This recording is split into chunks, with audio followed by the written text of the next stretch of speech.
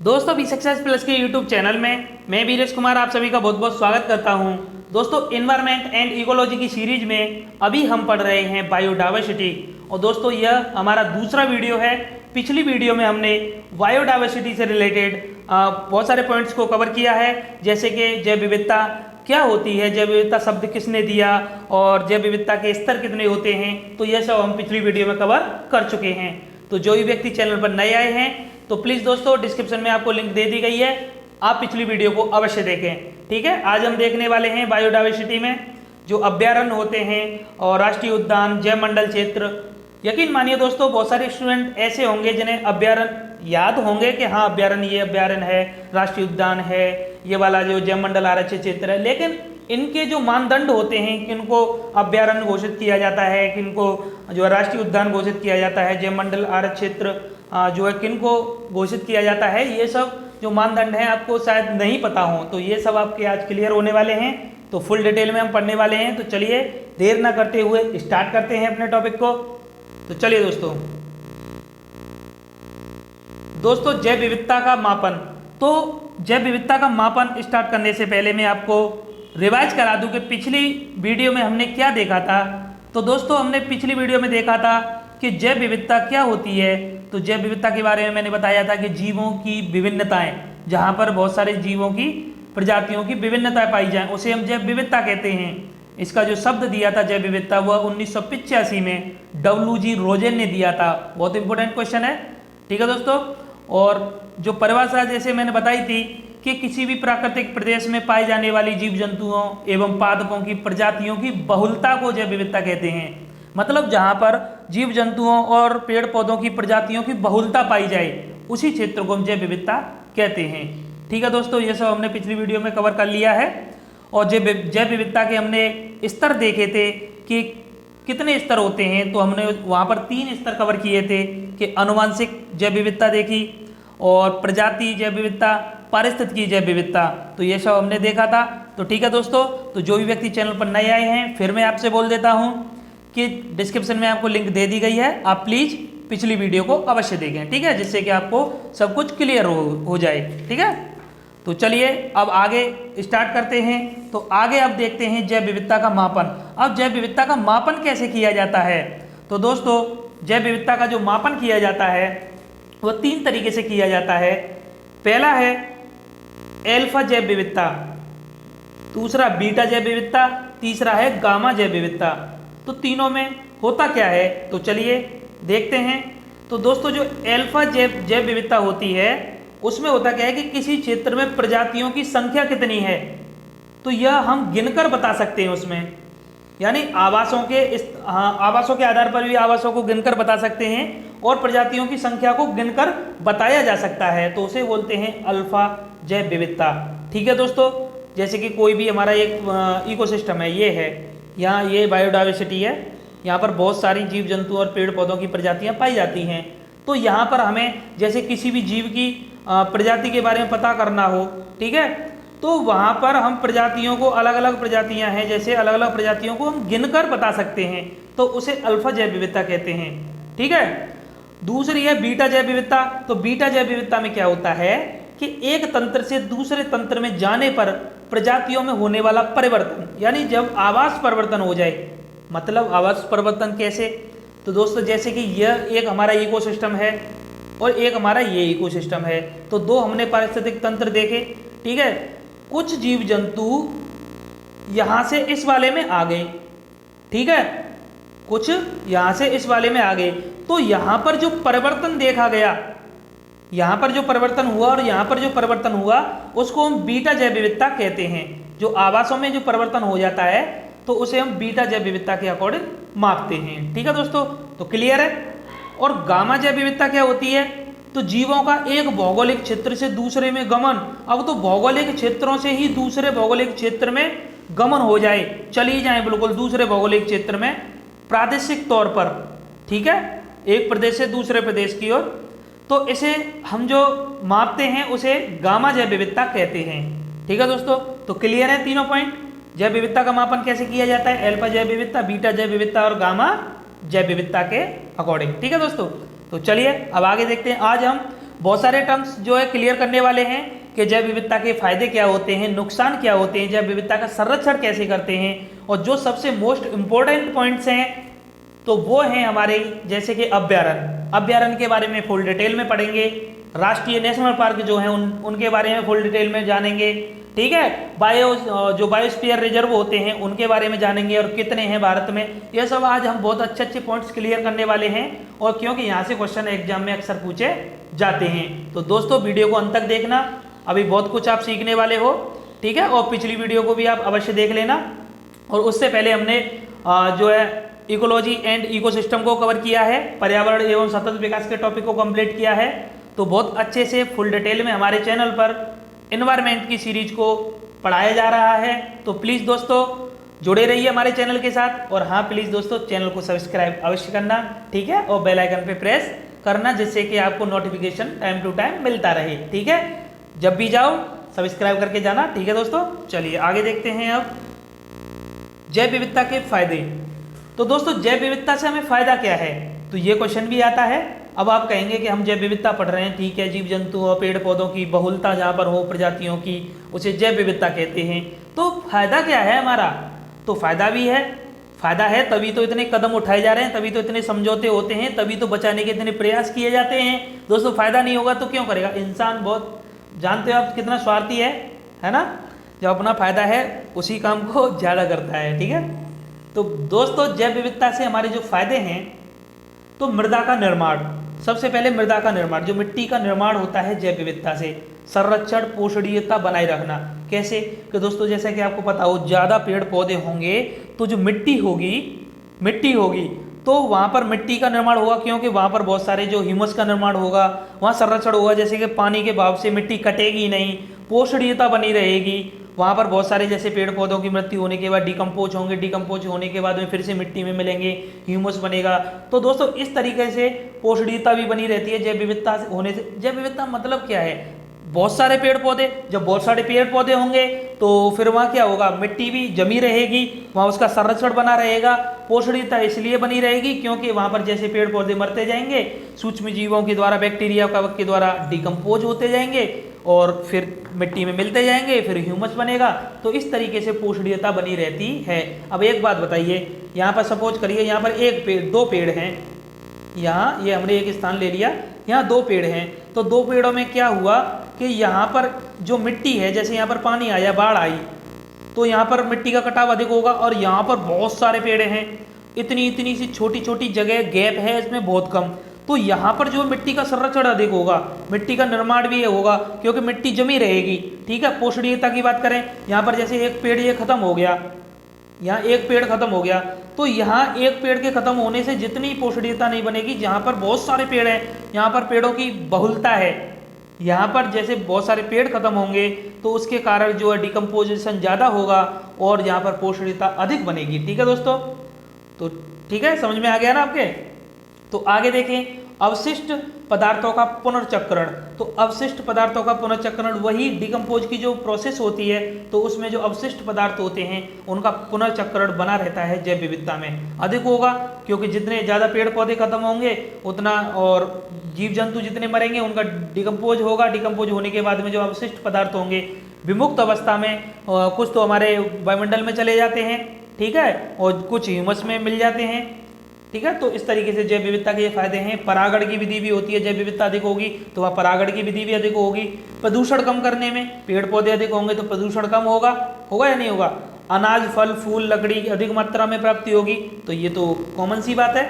जब जैव विविधता अधिक होगी तो वहाँ पर हमें अनाज भी अधिक मिलेगा, फल भी अधिक मिलेंगे, फूल भी अधिक मिलेंगे, लकड़ी भी अधिक मिलेगी, और दोस्तों मांस भी अधिक मिलेगा, क्योंकि जहाँ जैव विविधता होगी वहाँ जीवों की भी प्रजातियाँ अधिक होती हैं, तो वहाँ मांस भी अधिक मिलेगा या नहीं मिलेगा, ठीक है।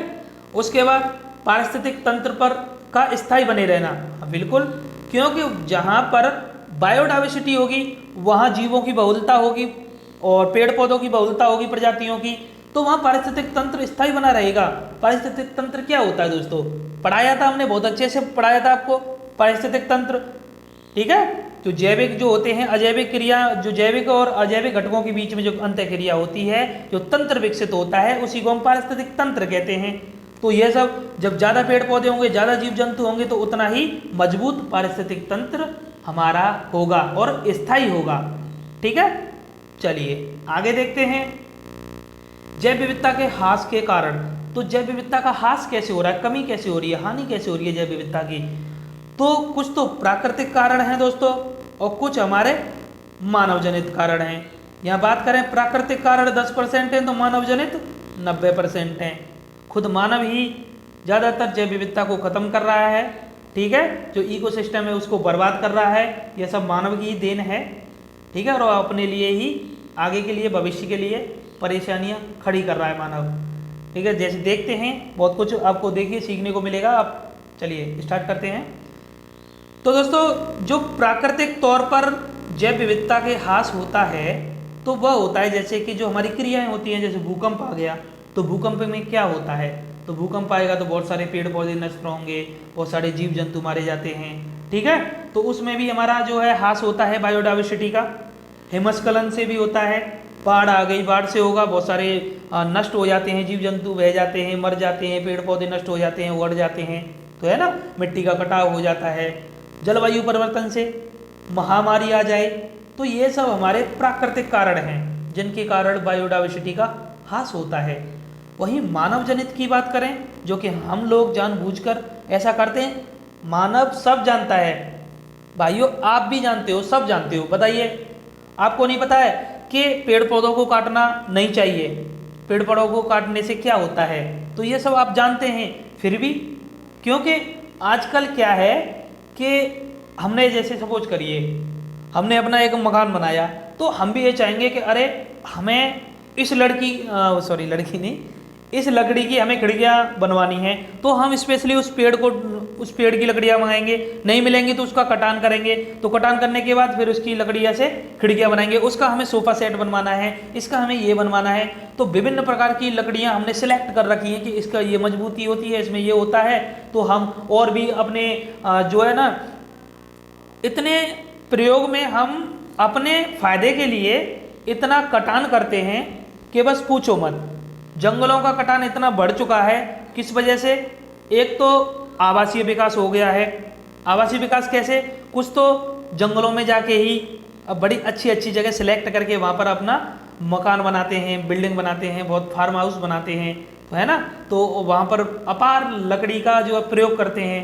ठीक है, और शिकार एवं तस्करी, जीव जंतुओं का जैसे शिकार, ये तो बहुत बड़ा कारण है। लोग जो है अभी भी शिकार करना नहीं मानते हैं, शिकार करते हैं। तो अभी भी कोई इतना वो सख्त कानून हमें बनाने की दरकार है, क्योंकि जो भी है, अगर इस तरीके से ये इन जो क्रियाओं को नहीं रोका गया, तो फिर तो बायोडाइवर्सिटी का ह्रास होगा, इकोसिस्टम खत्म होगा। जब इकोसिस्टम खत्म होगा तो फिर अब सब जानते हैं कि नुकसान किसे है।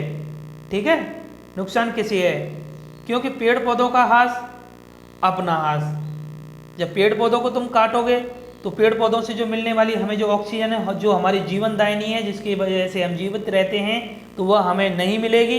तो फिर आप समझ लीजिए, फिर जो फार्म हाउस हैं वो खड़े रह जाएंगे। ठीक है, आवास का विखंडन, सबसे मेन कारण ये है, आवास का विखंडन।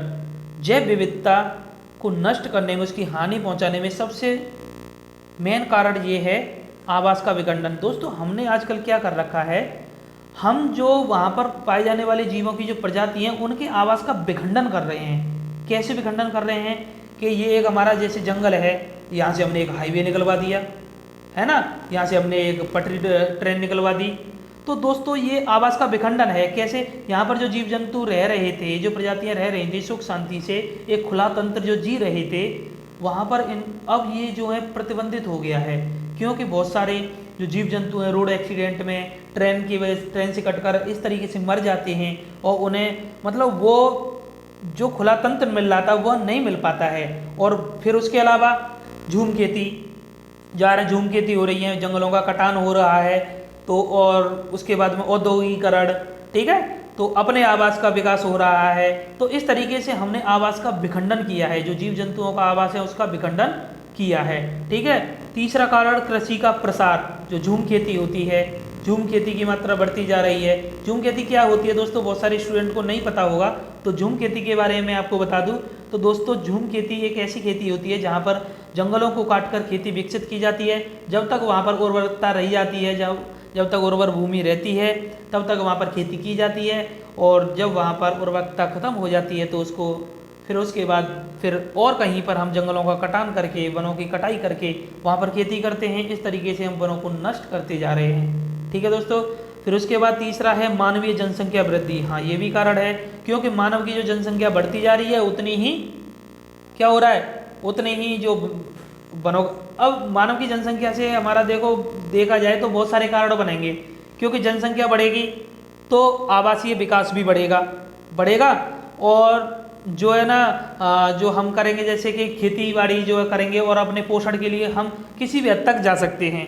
ठीक है, जंगलों का कटान करना पड़े, जीव जंतुओं को मारना पड़े, शिकार करना पड़े, कुछ भी कर सकते हैं। तो जनसंख्या भी इसमें अहम रोल अदा करती है। और ये प्रदूषण के बारे में तो आपको पता ही होगा, प्रदूषण तो हर फील्ड में आ जाता है, ये तो हर चीज़ में नुकसानदायक ही है। ठीक है, बाहरी प्रजातियों का प्रवेश भी इसके लिए जिम्मेदार होता है। ठीक है दोस्तों, तो ये सब थे हमारे हास के कारण जैव विविधता के। आगे देखते हैं जैव विविधता के संरक्षण। तो दोस्तों अब संरक्षण किस तरीके से हम कर सकते हैं, तो यहाँ से क्वेश्चन एग्जाम में अक्सर पूछा जाता है दोस्तों, तो ध्यान देना। ठीक है, तो कंजर्वेशन ऑफ बायोडाइवर्सिटी, तो बायोडाइवर्सिटी का कंजर्वेशन हम किस तरीके से कर सकते हैं, तो सबसे पहला है स्वस्थानीय और दूसरा है परस्थानीय। तो स्वस्थानीय को बोलते हैं इन सीटू और परस्थानीय को बोलते हैं एक्स सीटू। तो ठीक है दोस्तों, तो इन सीटू क्या होता है, स्वस्थानीय क्या होता है और परस्थानीय क्या होता है, तो जानते हैं चलिए। तो दोस्तों स्वस्थानीय, स्व मतलब स्वतः, वहीं की वहीं, यानी जीवों को अपने ही आवास पर सुरक्षित रखना। स्वस्थानीय मतलब जहाँ पर जीव जंतु रहते हैं वहीं पर उनको सुरक्षित रखना। जैसे कोई एक क्षेत्र है, जैसे एक ये क्षेत्र है, यहाँ पर बहुत सारे जीव जंतु, बहुत सारे पेड़ पौधों की प्रजातियाँ पाई जाती हैं, तो यहाँ पर इनको जब संकट है, बहुत सारा पेड़ों का कटान हो रहा है, बहुत सारे जीव जंतुओं को मारा जा रहा है, तो हम यहाँ पर क्या करते हैं कि इसी क्षेत्र को सुरक्षित रखने के प्रयास करते हैं। यहीं पर जीव जंतुओं को सुरक्षित एक ऐसे सीमा निर्धारित कर दी जाती है कि यहाँ पर अब आज से जो कटान नहीं होगा, जीव जंतुओं को कोई मारेगा नहीं, और यहाँ पर क्या बोलते हैं, आवागमन नहीं होगा। ठीक है, कभी कभी हो जाता है। ठीक है, आवागमन नहीं होगा। तो दोस्तों इस तरीके से स्वस्थानीय इन सीटू में क्या होता है, जीवों को अपने ही आवास पर सुरक्षित रखा जाता है। ठीक है, जैसे जिस तरह जहाँ पर वो रह रहे हैं वहीं पर संरक्षण प्रदान किया जाता है। तो इन सीटू के अलावा जो है एक्स सीटू में देखते हैं परस्थानीय। तो परस्थानीय में क्या होता है, तो कृत्रिम तरीके से बचाने की कोशिश की जाती है। अब वहाँ जो रहते थे जीव जंतु, वहाँ पर जो संकट है उनके लिए, तो वहाँ से उनको लेके आया जाता है और अपना एक स्थान बनाया जाता है, वहाँ पर उनको संरक्षण प्रदान किया जाता है।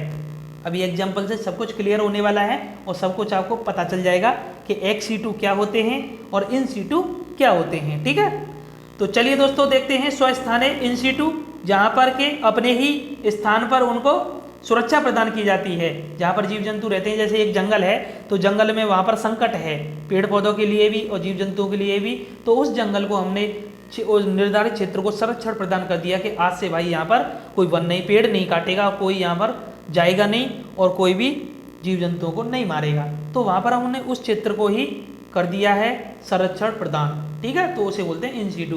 तो इसमें आते हैं अभ्यारण्य, जो अभ्यारण्य बनाए जाते हैं, राष्ट्रीय उद्यान, नेशनल पार्क, जैव मंडल, आरक्षित क्षेत्र, एक संरक्षित वन, किसी वन को संरक्षित कर दिया। तो ये वाले जो टर्म हैं ये हमारे लिए बहुत इंपॉर्टेंट है दोस्तों। अक्सर एग्जाम में क्वेश्चन यहाँ से पूछे जाते हैं, तो बहुत ध्यान से देखना।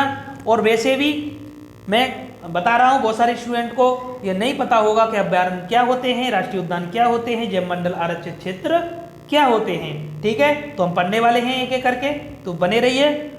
आगे देखते हैं परस्थानीय क्या होता है, कृत्रिम तरीके से बचाने की कोशिश। जैसे वनस्पति उद्यान, वनस्पति उद्यान जो होते हैं, बोटेनिकल गार्डन, तो वहाँ पर किसी भी वनस्पति को रखकर वहाँ पर, जैसे एक ये हमारा गार्डन है, तो यहाँ पर हमने किसी भी जो वनस्पति थी हमारी जो कि संकटग्रस्त थी और जो विलुप्त होने की कगार पे थी, तो उसको हमने यहाँ पर संरक्षण प्रदान किया। ठीक है, तो वनस्पति उद्यान बनाए जाते हैं। चिड़ियाघर सबसे अच्छा एग्जाम्पल है चिड़ियाघर। तो दोस्तों चिड़ियाघर होते हैं, तो पहले तो चिड़ियाघर जैसे कि दिखाने के लिए उस तरीके से तो यूज किए जाते थे, लेकिन अब वहाँ पर संरक्षण भी प्रदान किया जाता है। जो भी जीव जंतु जैसे कि विलुप्त होने की कगार पर है उसको वहाँ पर संरक्षण प्रदान किया जाता है। ठीक है। बीज बैंक, तो जो सीड बैंक होती हैं वहाँ पर जो बीजों को संरक्षित किया जाता है। नर्सरी को भी इसमें प्रयोग किया जा रहा है आजकल। टिश्यू कल्चर, ठीक है। तो ये सब है कृत्रिम तरीके से बचाने की कोशिश जीव जंतुओं को, पादपों को। ठीक है दोस्तों, तो चलिए अब आगे देखते हैं। अब एक एक करके अब पढ़ने वाले हैं हम। इंस्टीट्यूट के बारे में पढ़ेंगे दोस्तों, क्योंकि ये हमारे लिए बहुत इंपॉर्टेंट है, बहुत आवश्यक है, क्योंकि इन पर ही क्वेश्चन पूछे जाते हैं और इन पर ही सबसे ज़्यादा ध्यान दिया जाता है। तो सबसे पहला है हमारा अभ्यारण्य, सेंचुरी। ठीक है। तो सेंचुरी अब देखते हैं। अभ्यारण्य, पक्षी अभ्यारण्य देखे होंगे जैसे, है ना, बर्ड सेंचुरी देखे है ना। तो अब चलिए बाघ अभ्यारण्य देखे होंगे, तो बाघों के संरक्षण के लिए। पक्षी अभ्यारण्य, तो पक्षियों के संरक्षण के लिए। तो सेंचुरी होती क्या है दोस्तों? तो सबसे पहला हमारा जो पॉइंट है, अभ्यारण्य राज्य सरकार का विषय होता है। तो सबसे पहला जो मेन पॉइंट है आप इसे देखना। ठीक है। देखना क्या, देख लिया ठीक है। तो अभ्यारण्य राज्य सरकार का विषय होता है, तो ध्यान देना। ठीक है दोस्तों। और विशिष्ट प्रजाति के लिए हो सकता है, अभ्यारण्य जो होता है विशिष्ट प्रजाति के लिए हो सकता है। जैसे कि मैंने अभी बताया था बाघ अभ्यारण्य, तो बाघ विशिष्ट प्रजाति हमने वहां पर ले ली, तो बाघों का अभ्यारण्य। ठीक है। वहां पर बाघों का संरक्षण किया जाएगा। मानवीय क्रियाकलाप की अनुमति सीमित होती है, मतलब थोड़ा बहुत मानवीय क्रियाकलाप हो सकता है। ठीक है दोस्तों, लेकिन उसके भी दायरे होते हैं, टर्म्स एंड कंडीशन होती हैं कुछ। ठीक है दोस्तों। उसके बाद अभ्यारण्य में कानून कठोर नहीं होते, तो अभ्यारण्य होते हैं वहाँ पर कानून कठोर नहीं होते हैं, थोड़ी ढिलाई होती है अभ्यारण्यों में। ठीक है। क्योंकि राज्य सरकार के विषय है ना, तो थोड़ा बहुत होता है। पर्यटन की थोड़ी बहुत अनुमति होती है, तो पर्यटन की कुछ थोड़ी बहुत अनुमति होती है, लेकिन जो मैंने बताया था जो संरक्षण जब वहाँ प्रदान कर रहे हैं तो वहाँ पर जो कटान और जो शिकार वगैरह ये सब बंद हो जाता है। ठीक है दोस्तों। 2019 तक की बात करें तो 551 अभ्यारण्य भारत के अंदर हैं। ठीक है। 551 अभ्यारण्य हैं, सेंचुरी हमारे भारत के अंदर। ठीक है दोस्तों, तो इस डेटा को आप याद रखना। ठीक है। तो चलिए आगे देखते हैं। अब आगे देखते हैं राष्ट्रीय उद्यान। तो दोस्तों राष्ट्रीय उद्यान की बात करें, नेशनल पार्क, तो राष्ट्रीय उद्यान संघ सरकार का विषय है। ठीक है दोस्तों। जो राष्ट्रीय उद्यान है, नेशनल पार्क जो है, तो वह संघ सरकार का विषय है, क्योंकि यहाँ नेशनल लगा हुआ है, तो इस तरीके से आप देख सकते हैं। ठीक है। नेशनल पार्क तो आपने पढ़े होंगे। और विशिष्ट प्रजाति पर आधारित नहीं होता, जो नेशनल पार्क होते हैं वह विशिष्ट प्रजाति पर आधारित नहीं होते हैं। ठीक है। और सभी मानवीय क्रियाकलाप प्रतिबंधित होते हैं, क्योंकि यह क्या होता है, संघ सरकार का विषय होता है। यहाँ पर सभी प्रकार की मानवीय क्रियाकलाप प्रतिबंधित होते हैं और सीमित पर्यटन की अनुमति होती है। यहाँ पर एक ऐसा क्षेत्र होता है जहाँ पर कह सकते हैं कि यहाँ तक ही पर्यटन हो सकता है, उसके अंदर आप नहीं जा सकते। ठीक है। तो इसमें हमारे क्षेत्र निर्धारित होते हैं। यहाँ कानून बहुत कठोर होते हैं, सूखी लकड़ी काटना, शहद, ETC कुछ भी यहाँ पर सब प्रतिबंधित होते हैं, यहाँ से हम कुछ नहीं कर सकते हैं। ठीक है। 2019 तक राष्ट्रीय उद्यानों की संख्या 104 है। ठीक है दोस्तों। ये भी आप ये डेटा जो है चेंज होता रहता है, तो दोस्तों जब भी एग्जाम आप देने जाएं तो उससे पहले आप इस डेटा को जरूर देख के जाया करें। ठीक है। क्योंकि डायरेक्ट क्वेश्चन पूछा जा सकता है कि कितने जो है नेशनल पार्क हैं भारत में, कितने अभ्यारण्य हैं या कितने बायोस्फीयर रिजर्व हैं। ठीक है। पिछली बार लोअर PCS में क्वेश्चन पूछा गया था, तो याद रखना बायोस्फीयर रिजर्व से। तो चलिए दोस्तों आगे देखते हैं। तो यहाँ पर इसका जो है हमारे जो क्षेत्र हैं वो निर्धारित होते हैं। जो अंदर का जो क्षेत्र होता है इसे हम कोर जोन बोलते हैं, ये जोन में डिवाइड होता है, कोर जोन। तो कोर जोन में क्या होता है, पर्यटन की अनुमति हमारी नहीं होती है। ठीक है। वैज्ञानिक या वनाधिकारी का प्रवेश होता है, केवल कोर जोन में वैज्ञानिक और वन के जो अधिकारी होते हैं वही जा सकते हैं, पर्यटन नहीं हो सकता। उससे ऊपर जो होता है उसे बफर जोन बोला जाता है। क्या, बफर जोन। दोस्तों बफर जोन में पर्यटन की अनुमति होती है। ठीक है। जो बफर जोन होता है वहाँ पर पर्यटन की अनुमति होती है। उसके बाद में जो कोर जोन होगा वहीं पर आपको जो है बोर्ड लगा मिल जाएगा कि यहाँ पर अंदर जाना मना है, यहाँ पर्यटन मतलब जो है अंदर नहीं जा सकते, यहाँ पर्यटन वर्जित है। ठीक है दोस्तों। तो इस तरीके से यहाँ पर संरक्षण प्रदान किया जाता है। आगे देखते हैं जैव मंडल आरक्षित क्षेत्र, बायोस्फीयर रिजर्व, इसे हम जैव मंडल आगार भी कहते हैं। ठीक है। तो जैव मंडल आरक्षित क्षेत्र में देखते हैं यह एक अंतर्राष्ट्रीय कार्यक्रम के अंतर्गत आता है, अंतर्राष्ट्रीय कार्यक्रम के अंतर्गत आता है। इसकी जो शुरुआत हुई थी 1971 में यूनेस्को के एक कार्यक्रम था मैप MAB कार्यक्रम के तहत की गई थी जैवमंडल आरक्षित क्षेत्र की, क्योंकि ये अंतर्राष्ट्रीय कार्यक्रम है। सबसे पहले हमने देखा अभ्यारण्य स्टेट का था, ठीक है, स्टेट सरकार के अंदर आता था, और जो नेशनल पार्क देखा तो वह केंद्र सरकार के अंतर्गत आता था, और जो जैवमंडल आरक्षित क्षेत्र है यह अंतर्राष्ट्रीय कार्यक्रम है, यूनेस्को के अंतर्गत आता है। यूनेस्को ने मैप MAB कार्यक्रम के द्वारा इसकी शुरुआत की थी 1971 में, और MAB का मतलब होता है मैन एंड बायोस्फीयर प्रोग्राम। यह हमारा कार्यक्रम था, इसके तहत इसकी शुरुआत हुई। तो दोस्तों याद रखना इसको, ठीक है। यूनेस्को के द्वारा जो हमारा कार्यक्रम हुआ था, फिर से बता रहा हूं मैं, MAB, ठीक है, मैन एंड बायोस्फीयर प्रोग्राम, 1971 में इसकी शुरुआत हुई थी। इसके द्वारा जैवमंडल आरक्षित क्षेत्र की शुरुआत की गई, ठीक है दोस्तों। आगे चलिए, आगे देखें। भारत में जो जैवमंडल की शुरुआत हुई थी वह हुई थी 1986 से, ठीक है, 1986 से। हमने 1986 से जैवमंडल की जो शुरुआत की अपने भारत में, जो अंतर्राष्ट्रीय स्तर पर हुई थी वह 1971 में हुई थी, ठीक है। वर्तमान में भारत में जैवमंडल आरक्षित क्षेत्र कितने हैं? तो 18। ये वाला क्वेश्चन पूछा गया था लोअर PCS में, ठीक है दोस्तों। यहाँ से क्वेश्चन अक्सर पूछे जाते हैं, मैं फिर आपको बता रहा हूँ, तो बड़े ध्यान से पढ़ना, ठीक है। तो वर्तमान में कितने जैवमंडल आरक्षित क्षेत्र हैं? 18। यूनेस्को की सूची में कितने शामिल हैं? तो 11। तो ये वाले जो हैं यूनेस्को की सूची में जो हैं, यहाँ से क्वेश्चन पूछा जाता है कि कितने सूची में शामिल हैं? 11। तो क्वेश्चन पूछा किस टाइप का जाता है दोस्तों? या तो सबसे बड़ा पूछा जाएगा, या सबसे छोटा पूछा जाएगा, या ये पूछा जाएगा कौन सा यूनेस्को की सूची में शामिल है, ठीक है, या कौन सा नया है, सबसे बाद में बना है, सबसे पहला कौन सा था। तो इस तरीके से हमारे 4-5 टर्म होते हैं, इन्हीं को आप याद रखना, यही आपसे पूछे जाते हैं। जरूरी नहीं है कि आप 18 को याद रखें, ठीक है। मैं केवल बायोस्फीयर रिजर्व की बात नहीं कर रहा, नेशनल पार्क हो चाहे अभ्यारण्य हो, ठीक है, उन्हीं में ये हमारे 5 पॉइंट ही होते हैं जो हमें ध्यान देने योग्य हैं, ठीक है। तो अब देखते हैं यहाँ पर जो जोन होते हैं, यहाँ 3 जोन होते हैं। जैसे कि अभी नेशनल पार्क में देखा तो 2 जोन होते हैं, कोर जोन, बफर जोन। यहाँ पर एक और होता है ट्रांजिशन जोन, ठीक है दोस्तों। तो जो कोर जोन है वहाँ पर मैंने आपको पिछले उसमें बताया था नेशनल पार्क में, वह मानवीय गतिविधियाँ नहीं होती हैं, वहाँ केवल वैज्ञानिक लोग और जो वनाधिकारी होते हैं वही जा सकते हैं। जो बफर जोन होता है यहाँ शोध कार्य होते हैं, शोध कार्य होते हैं, पर्यटन होता है, पर्यटन पिछले मैंने बताया था नेशनल पार्क में पर्यटन हो सकता है, ठीक है, पर्यावरणीय शिक्षा से रिलेटेड यहाँ पर काम हो सकते हैं बफर जोन में। दोस्तों मैं अभी आपको बताऊंगा अभ्यारण्य, नेशनल पार्क और बायोस्फीयर रिजर्व, ये शुरुआत अभ्यारण्य से ही होती है, तो इनको ही बढ़ाकर अभ्यारण्य को नेशनल पार्क बना दिया जाता है, नेशनल पार्क को फिर बाद में जो है जैवमंडल आरक्षित क्षेत्र बना दिया जाता है। लेकिन इनके कुछ मानदंड होते हैं, वह पूरे होने पर ही इनको ये दर्जा दिया जाता है। तो ये सब अभी हम देखने वाले हैं, ठीक है, चिंता मत करिए, आप बहुत कुछ सीखने वाले हैं दोस्तों। आप हमारे चैनल के साथ जुड़े रहिए।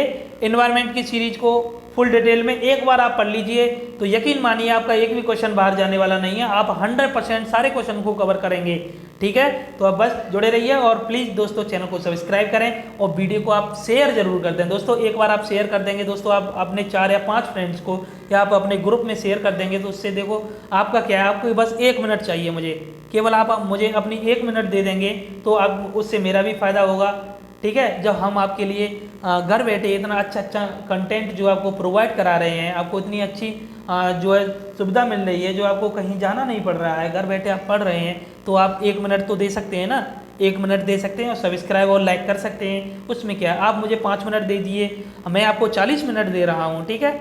तो प्लीज़ दोस्तों आप इतना तो मान सकते हैं, ये भी आपका दायित्व है। तो चलिए, तो यहाँ पर कोर बफर जोन के बारे में हमने देखा, शोध कार्य हो सकते हैं, पर्यटन हो सकता है, पर्यावरणीय शिक्षा से रिलेटेड यहाँ काम हो सकते हैं। ट्रांजिशन जोन में क्या होता है, बायोस्फीयर रिजर्व में यहाँ मानव का आवास हो सकता है, मानव रह सकता है, ट्रांजिशन जोन में मानव रह सकता है, लेकिन औद्योगिकीकरण नहीं हो सकता, यहाँ पर औद्योगिकीकरण नहीं हो सकता, ठीक है दोस्तों। ट्रांजिशन जोन को भी आप याद रखना, ठीक है। तो आगे देखते हैं, भारत का जो पहला बायोस्फीयर रिजर्व था वह था नीलगिरी, जो कि 1986 में घोषित किया गया था यूनेस्को द्वारा नीलगिरी को, ठीक है। क्षेत्रफल की दृष्टि से सबसे बड़ा जो है वह कच्छ है, कच्छ जो गुजरात वाला कच्छ का रण, ठीक है, ये भी हमारा एक बायोस्फीयर रिजर्व है। क्षेत्रफल की दृष्टि से सबसे छोटा है डिब्रू सैखोवा, जो कि असम में पड़ता है। डिब्रू सैखोवा ये हमारा सबसे छोटा है, ठीक है, डिब्रू सैखोवा। तो तीनों को आप याद रखना, बहुत अच्छे क्वेश्चन है, यहाँ से पूछे जाते हैं, ठीक है। अभी हम जो 18 हैं सभी को मैं कवर कराने वाला हूँ और सबको बताऊंगा कौन से 11 हैं जिनको यूनेस्को की सूची में शामिल किया गया है। तो उससे पहले मैं आपको कवर ये बता दूं कि दोस्तों होता क्या है कि सबसे पहले हम करते क्या है, ये एक बायोडाइवर्सिटी क्षेत्र है, ये हमारा एक पारिस्थितिक तंत्र है। तो दोस्तों यहाँ हमने देखा, अब बड़े ध्यान से देखना, अब मैं तीनों को बहुत अच्छे से कवर कराने वाला हूँ, ठीक है, बहुत ध्यान देखना, ठीक है। तो ये हमारा एक पारिस्थितिक तंत्र है। तो यहाँ क्या हुआ दोस्तों कि यहाँ पर जैव विविधता हो गई, बहुत अधिक जैव विविधता पाई जाती है यहाँ पर इस क्षेत्र में, बहुत सारी जीव जंतुओं की प्रजातियाँ हैं, बहुत सारे पेड़ पौधों की प्रजातियाँ हैं। तो यहाँ पर अचानक से संकट पैदा हो गया, क्योंकि यहाँ पर वनों का कटान होने लग गया है, जीव जंतुओं का शिकार होने लग गया। तो इस तरीके से यहाँ पर संकट होने लग गया। तो यहाँ पर स्टेट गवर्नमेंट ने क्या किया, इसका संरक्षण प्रदान करने के लिए इसको एक अभ्यारण्य घोषित कर दिया, अभ्यारण्य बना दिया, ठीक है, अभ्यारण्य बना दिया, मतलब इसको संरक्षण प्रदान कर दिया। अभ्यारण्य छोड़िए, क्योंकि अभ्यारण्य तो एक विशेष प्रजाति के लिए भी बनाया जा सकता है। तो यहाँ पर इसको जो है संरक्षित कर दिया स्टेट गवर्नमेंट ने। जब इसको स्टेट गवर्नमेंट ने संरक्षित कर दिया, फिर उसके बाद क्या हुआ, फिर उसके बाद वहाँ पर देखा गया कि वहाँ पर और वृद्धि करने के लिए और ज़्यादा संरक्षण प्रदान करने के लिए केंद्र सरकार ने वहाँ पर क्या किया, कुछ मानदंड रखे जाते हैं, जैसे कि इस तरीके से यहाँ पर ये जो मानदंड पूरे हो जाएंगे तो इसके बाद जो है इसको नेशनल पार्क का दर्जा दे दिया जाएगा।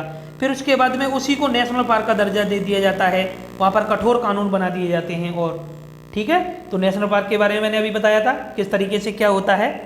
नेशनल पार्क बनने के बाद में तो जैव मंडल आरक्षित क्षेत्र का दर्जा दिया जाना बहुत बड़ी बात होती है।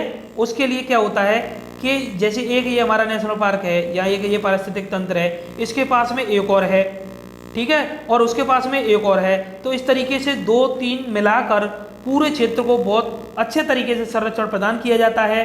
और वहाँ पर जो मानदंड दिए गए हैं यूनेस्को के द्वारा, अगर वह पूरा करता है वह क्षेत्र, तो इस पूरे क्षेत्र को क्या है, जैव मंडल आरक्षित क्षेत्र घोषित किया जाता है। ठीक है, तो ऐसा होता है यहाँ पर। तो यहाँ पर जो मानव का आवास होता है तो वो भी तो रहेगा, पर लेकिन औद्योगिकरण को यहाँ पर प्रतिबंधित किया जाता है। ठीक है दोस्तों, तो इस तरीके से हमारे जो है ना जैव मंडल आरक्षित क्षेत्र और जो नेशनल पार्क और अभ्यारण्य होते हैं, इस तरीके से जो मानदंडों को पूरा करने के बाद में बढ़ते जाते हैं। ठीक है दोस्तों, तो क्लियर हो गए होंगे। ठीक है, आज आपको बहुत कुछ सीखने को मिला होगा। ठीक है दोस्तों, चलिए आगे देखते हैं। अब जो हमारे 18 जो हैं जैव मंडल आरक्षित क्षेत्र हैं, तो अब हम उनको देखने वाले हैं, क्योंकि देखना जरूरी है दोस्तों। 18 हैं, कोई ज़्यादा नहीं है। और 18 छोड़िए, आपको पता तो चले कि कौन कौन से क्षेत्र हमारे ऐसे हैं जो बायोस्फीयर रिजर्व हैं। ठीक है, तो देखिए सबसे पहला है 1986 में बना था नीलगिरी, तमिलनाडु में पड़ता है। नीलगिरी की पहाड़ियाँ हैं, पढ़ी होंगे शायद, जियोग्राफी में आपने नहीं पढ़ी हो तो मैं बता देता हूँ। तो तमिलनाडु, केरल और कर्नाटक का क्षेत्र इसमें आता है नीलगिरी में। सबसे पहला ये है नंदा देवी, उत्तराखंड में नंदा देवी, तो नंदा देवी भी हमारा बायोस्फीयर रिजर्व है। मन्नार की खाड़ी जो कि तमिलनाडु में है, मन्नार की खाड़ी। ठीक है, नोकरेक मेघालय में पड़ता है, नोकरेक ये हमारा बायोस्फीयर रिजर्व है। और दोस्तों यहीं पर मैं बता देता हूँ, जो स्टार लगे हुए हैं यही हमारे यूनेस्को की सूची में शामिल हैं, तो ये भी आप देखते रहना। ठीक है, और दोस्तों पीडीएफ फाइल अगर आपको डाउनलोड करनी हो टॉपिक से रिलेटेड, तो डिस्क्रिप्शन में मैंने टेलीग्राम की चैनल की लिंक को दे दिया है, आप वहां से जाके हमारे टेलीग्राम के चैनल के साथ जुड़ सकते हैं। ठीक है दोस्तों, तो चलिए आगे देखते हैं। आगे है दोस्तों सुंदरवन। सुंदरवन का नाम तो सुना होगा पश्चिम बंगाल में, तो ये भी हमारा बायोस्फीयर रिजर्व है। मानस असम में है, मानस। ठीक है, मानस, काजी मानस है ना, काजीरंगा और मानस राष्ट्रीय उद्यान, गैंडे के लिए एक सींग वाला गैंडा जो पाया जाता है। ठीक है, तो ये भी हमारा बायोस्फीयर रिजर्व क्षेत्र है। सिमलीपॉल उड़ीसा में पड़ता है। दिबांग ये अरुणाचल प्रदेश में है। पंचमढ़ी मध्य प्रदेश में है। अमरकंटक मध्य प्रदेश छत्तीसगढ़ में पड़ता है, जहाँ से महानदी निकलती है। ठीक है, सोन नदी भी निकलती है और नर्मदा नदी निकलती है। ठीक है दोस्तों, और कच्छ का रण गुजरात वाला, ठीक है, ये भी है हमारा। और कोल्ड डेजर्ट ये हिमाचल प्रदेश में पड़ता है, कोल्ड डेजर्ट, तो ये है कंचनजंगा सिक्किम में, सबसे बाद में ये शामिल किया गया है दोस्तों। ठीक है, कंचनजंगा शायद सबसे बाद में ये शामिल नहीं किया गया, सबसे बाद में इसको दर्जा दिया गया है यूनेस्को द्वारा। ठीक है, 11वें नंबर का, पहले 10 थे अब 11 हो गए हैं। ठीक है दोस्तों, तो ये भी आप याद रखना। अगस्त्यमलाई यह केरल तमिलनाडु में पड़ता है। अगस्त्यमलाई ग्रेट निकोबार अंडमान और निकोबार द्वीप समूह में पड़ता है। डिब्रू सैखोवा जो सबसे छोटा है, अभी पिछले बताया था मैंने पीछे, असम में पड़ता है। शेषचलम पहाड़ियाँ आंध्र प्रदेश में पड़ती हैं। पन्ना मध्य प्रदेश में पड़ता है। तो ये हमारे 18 बायोस्फीयर रिजर्व हैं, ये हमने देखे। ठीक है दोस्तों, तो इस वीडियो में दोस्तों इतना ही। और आगे मैं अभी आपको यहाँ बता दूँ, आगे हम हॉटस्पॉट कवर करने वाले हैं और भी बहुत अच्छे अच्छे पॉइंट्स देखने वाले हैं। और जितने समझौते हुए हैं बायोडाइवर्सिटी से रिलेटेड वो सब हम अगली वीडियो में कवर करने वाले हैं। तो प्लीज़ दोस्तों बने रहिए हमारे चैनल के साथ और चैनल को सब्सक्राइब करना मत भूलना मेरे फ्रेंड्स। ठीक है, और बेल आइकन पे प्रेस करना, नेक्स्ट वीडियो जल्दी ही आपको मिलेगी। ठीक है, तो चलिए दोस्तों, थैंक्स फॉर वॉचिंग। और प्लीज़ दोस्तों फिर से मैं बोल देता हूँ, चैनल को सब्सक्राइब अवश्य करना। ठीक है, धन्यवाद। जय हिंद, जय भारत दोस्तों।